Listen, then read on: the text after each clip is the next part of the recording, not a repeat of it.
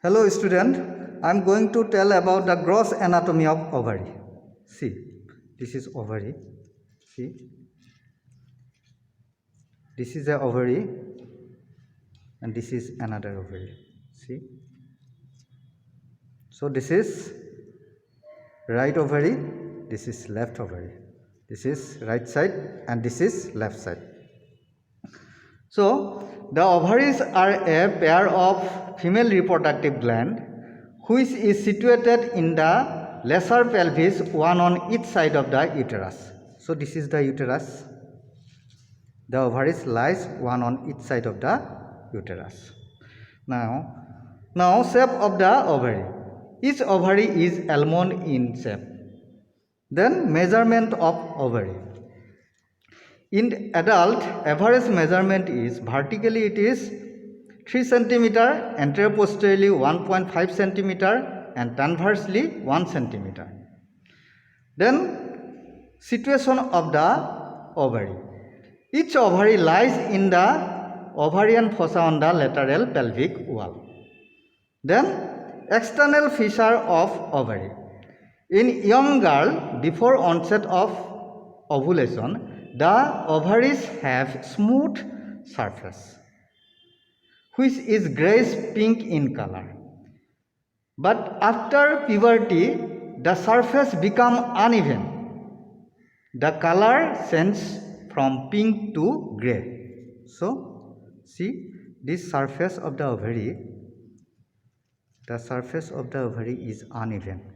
So, this ovary is after puberty. Then position of ovary. The position of ovary is variable. In nulliparous women, the long axis of ovary is nearly vertical so that ovary has two poles.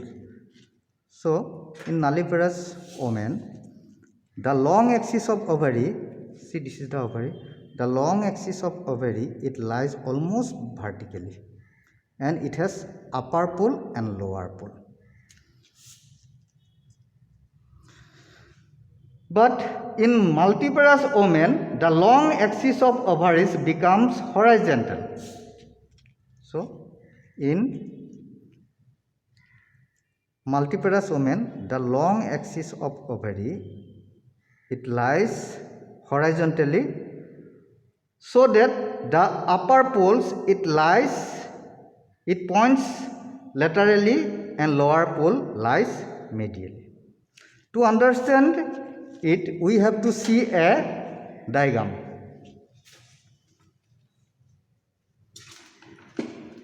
So, this diagram, it shows the position of ovary in nulliparous women. So, this is the ovary, this is the long axis of ovary. The long axis of ovary, it is almost vertical. The long axis of ovary is almost vertical and it has upper pole and lower pole. Now, this diagram showing the position of ovary in multiparous women. This is the position of the ovary. The long axis of the ovary, it lies horizontally. This is the long axis of ovary. And it lies horizontally so that the upper pole, it lies laterally. This is the lateral side. And lower pole, it lies medially.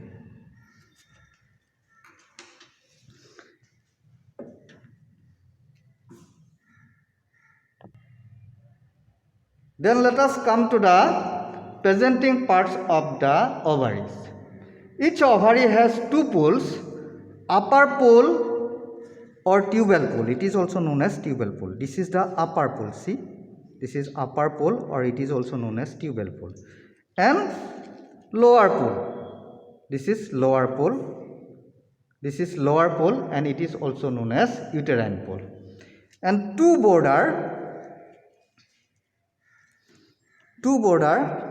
see, this is the anterior border. This is the anterior border.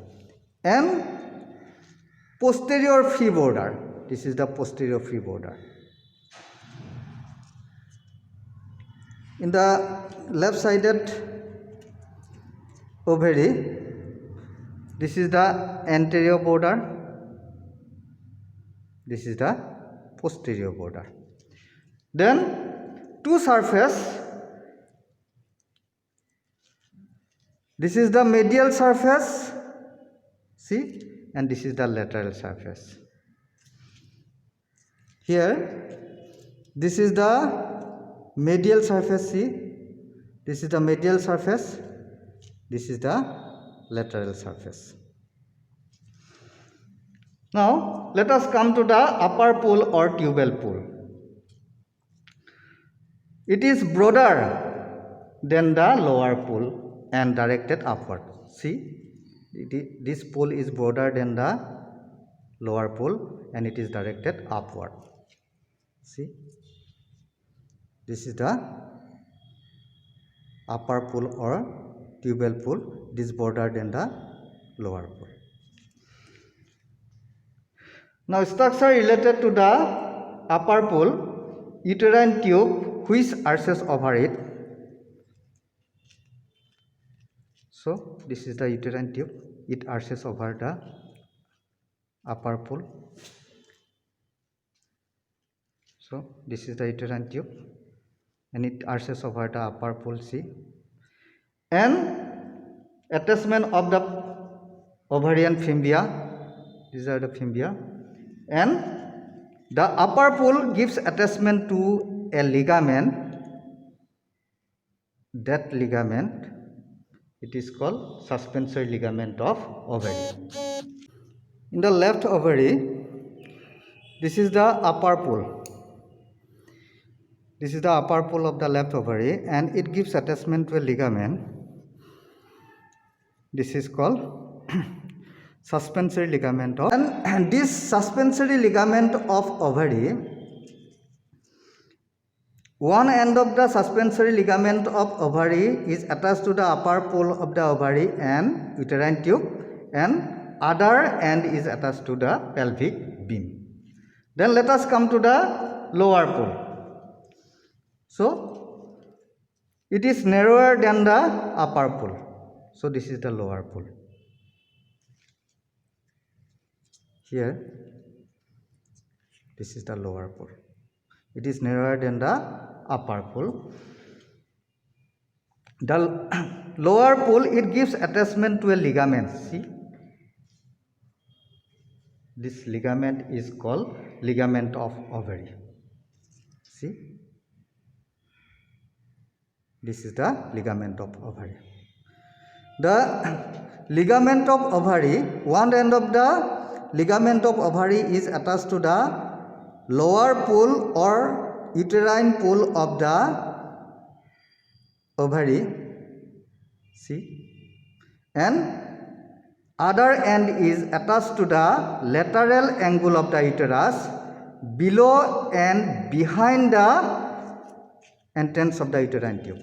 See, this is the uterine tube, and below and behind the uterine tube, this is the posterior side, this is the anterior side. Below and behind the uterine tube, the round ligament is attached to the lateral angle of the uterus. And this ligament of ovary, it lies in between two layers of broad ligament. So, see, this is the broad ligament. Here, this is the broad ligament. Broad ligament, it has two layers. This is the anterior side, this is the posterior side. So, this is the anterior layer of broad ligament, this is the anterior side, and this is the posterior layer of broad ligament, this is the posterior side.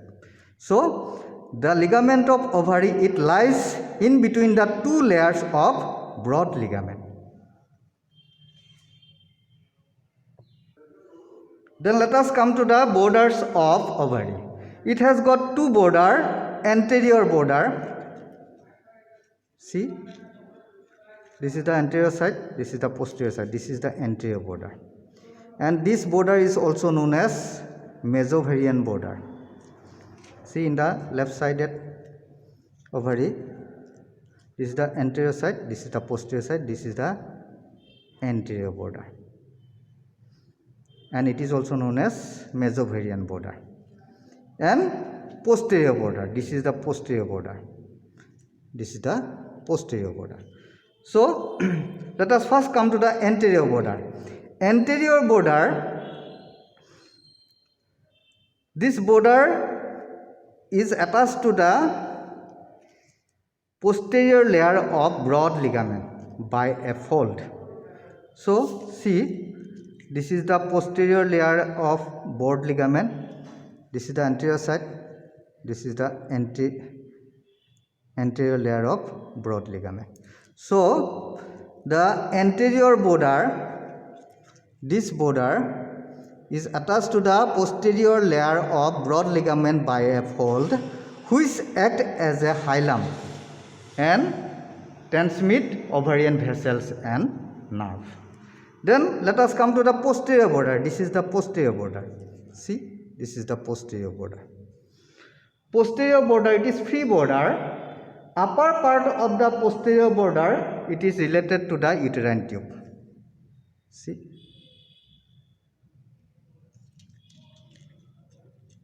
The upper part of the posterior border, it is related to the uterine tube. Further behind, it is related to the ureter and internal iliac vessels beneath the peritoneum. Then let us come to the surface.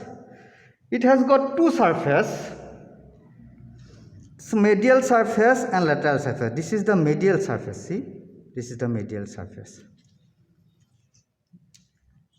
This is the medial surface. See, and this is the lateral surface. See, this is lateral surface. Here, this is the lateral surface. So let us first come to the medial surface. It is related to the terminal part of the uterine tube. This surface is related to the terminal part of the uterine tube. So medial surface is related to the terminal part of the uterine tube. Then lateral surface is convex. See, this surface is convex. See, this surface is convex. This is lateral surface of left ovary. This surface is convex and it rests on a peritoneal depression of the lateral pelvic wall known as ovarian fossa. Now let us come to the site determination of the ovary. First we have to find out the poles. Upper pole, I have already told, upper pole is broader than the lower pole and lower pole is narrower than the upper pole. Then borders. It has got two borders, anterior border which is known as mesovarian border and it gives attachment to the posterior layer of broad ligament by a fold, and posterior border is free. I have already shown. Then the surface. Medial surface is related to the terminal part of the uterine tube and lateral surface is convex. I have already shown lateral surface is convex. By these 3 points, we can identify the site of the ovary. Then let us come to the blood supply of the ovary. Then let us come to the arterial supply of ovary. Ovary is mainly supplied by the ovarian artery, which arises directly from abdominal aorta just below the renal artery. It is partly supplied by a branch of uterine artery. Thank you.